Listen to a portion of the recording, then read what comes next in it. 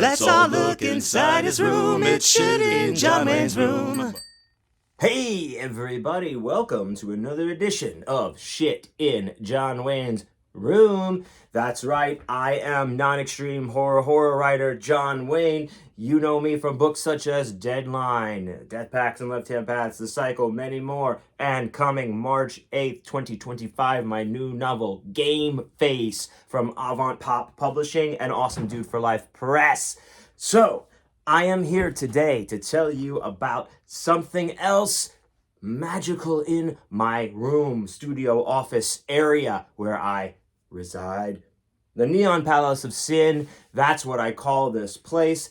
And, there are so many treasures in here. As you know, every week I take you through my chambers and I show you another item that has some kind of significant meaning or value to me and why it does, where I got it, all that good stuff. So, as I told you before, I am an author. If you don't know, I'm also one half of the punk rock disaster John Wayne is Dead with Chris is a Jet. Chris Jet, that's right. Him holding it down in Houston while I held it down in Sin City. But I've played in many bands in my storied career and storied life and storied stories. That's right. When I was, if you go back through, and I sure do hope you do, go back through the older episodes, the previous episodes, when I was talking about all of my guitars, I mentioned a band I used to play in for quite a while called Letters to Voltron. Now, Letters to Voltron, we self-described our genre as difficult listening. And we're not rock music, we're difficult listening. So, we were a proggy band with 3 members. At the end, it was myself, Robbie C. We're gonna go to the ATM. We forgot to go to the ATM. Ask them out, dude. I'm just saying, you know. The Sauce, that's right, Marty Eck, all amazing. Both of them amazing musicians. I lucky just to play with them and be around, talent like that, because that makes you better. I don't know, if you if you're a musician, you're trying to get going, if you play with other musicians who are markedly better than you, you will get better. If you keep it up, you will rise to the occasion. And that's what I did. I didn't used to know how to play prog, or I wasn't anywhere articulated enough with my guitar work to play prog metal at the time, especially when I first started. I just wanted to be a punk rocker like I am now. But I took on the challenge. I really liked it because I do love to play the guitar. I love tone. I love all that kind of stuff. And man, did we experiment with so many of those things in Letters to Voltron. Now, like I said, it was prog music, so it's complicated. What that means, there's a lot of time signature changes. There's not even necessarily a chorus a lot of times with the song. Traditionally a song goes, verse, chorus, chorus. This would just be like a story that goes all the way through, like maybe a thematic music theme that goes throughout the entire song. Maybe it just starts as one section and it turns to something completely different at the end. This is the kind of stuff we liked at the time. This is like a lot of like Frank Zappa was a huge influence. I know Between the Buried and Me was a big influence for the Sauce. Robbie, geez, he was influenced by so many. Al Di Meola. King Crimson was a huge influence on Letters to Voltron. So, I tell you all of this about Letters to Voltron to show you the thing that we are looking at in my room today, which is this gadget right here. That's right. This is the Letters to Voltron television, Onstage television prop. How this came about. First of all, you'll notice the logo on here. This was the logo that we came up with for Letters to Voltron.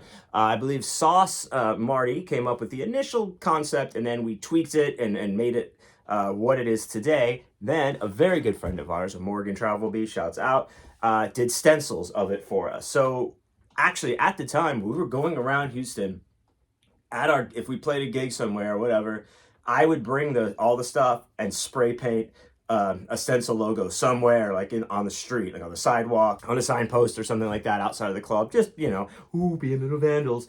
But it's super cool to have these. So Of course, having a television on stage like this is not an original idea. We didn't come up with this. A lot of bands have done this throughout time. One of them in particular, a little bit of Houston band lore. The first band I saw do this live was a band called Clouseau, which is a very cool-ass, funky kind of punkish, skyish, but band back in the, late 90s in Houston. They were also made up of members from a very awesome punk band called Middle Finger, which was one of my favorites in Houston, along with 30 Foot Fall, Given, I-45. So I went to see Clouseau play one night at Avant Garden, and they had this TV, like, you know, an old school black and white TV, but they had like a piece of film that they had placed over the screen, and I guess using an X-Acto knife or maybe some kind of machine cutter, they cut out their logo, Clouseau, in this piece of film that they stuck over this, turned the TV on, and the snow that came through, and it looked really cool. I thought it was awesome. Now, I didn't do anything with that. You know, of course, I was inspired by it immediately, but I didn't take that into effect until years and years and years later, probably like 15 years later, actually, when, I was just chilling at the house one day. I for some reason, struck with the thought of, like, stage things, stage props, stage things, interesting stuff to have going on. And I thought of that Clouseau show, and I thought of the TVs, and I was like, holy shit, wait, I have all these stencils, I have spray paint, let me see if I can get a TV. So I shot down to the Value Village on Shepherd and Durham, local reference if you're in Houston, and found this TV. I believe it was like $12. I took it home, spray painted the double logo on there, and the rest is kind of history. Now, we used this a lot on stage through the whole end period of Letters to Voltron. I think we had it at all of the shows for the last 2 years or whatever that we played, and I just liked it. I kept it around, of course. As you can see, this is kind of a shrine to Letters of Voltron. This bunny mask right here is something I wore this at one single show that we played. I forget where, some pizza bar that was in Houston. Anyway, that's why this is here. And with this lies the Letters to Voltron, the last one in existence, dog tag. That's right, folks. Check this shit out. It is the last one that there is. It looks like that. Robot fucking Journey. Boom. So, now I've of course modified this a little bit. I've put some little scullies right here on the knobs. I got these from my good friend Maxine out in Manchester, England. She sent these to me. She does awesome work. So I put them on here, and like I said, it's a cool piece just to have around. So when I first got here to Vegas, I was setting up the Neon Palace of Sin. I was like, I want that TV in here. That's going to be a cool ass thing. Like, I'm a guy, like a lot of atmosphere, I like the lights to be such a certain way. I like things like that.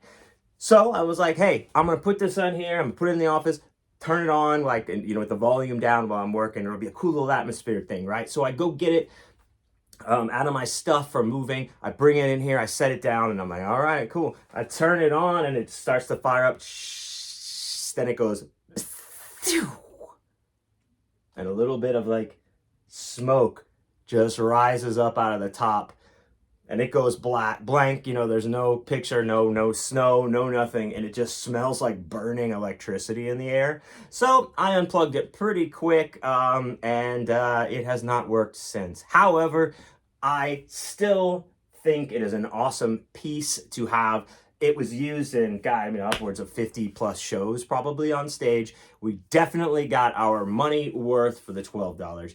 And, it's just a piece of the Letters to Voltron history that was not crushed in the tree falling of Hurricane Harvey back then. So, Letters to Voltron. If you'd like to check out Letters to Voltron, see what it's all about, we still have 2 records up on Spotify that you can listen to. Our last 2 records that we put out are on Spotify. Letters to Voltron. We also have a bunch of videos on YouTube. If you're interested in checking out, seeing what old Uncle Johnny used to be up to back in the day, hey, I sure appreciate it. I appreciate anything. And be sure to check us out every single week for Shit in John Wayne's Room. Ha!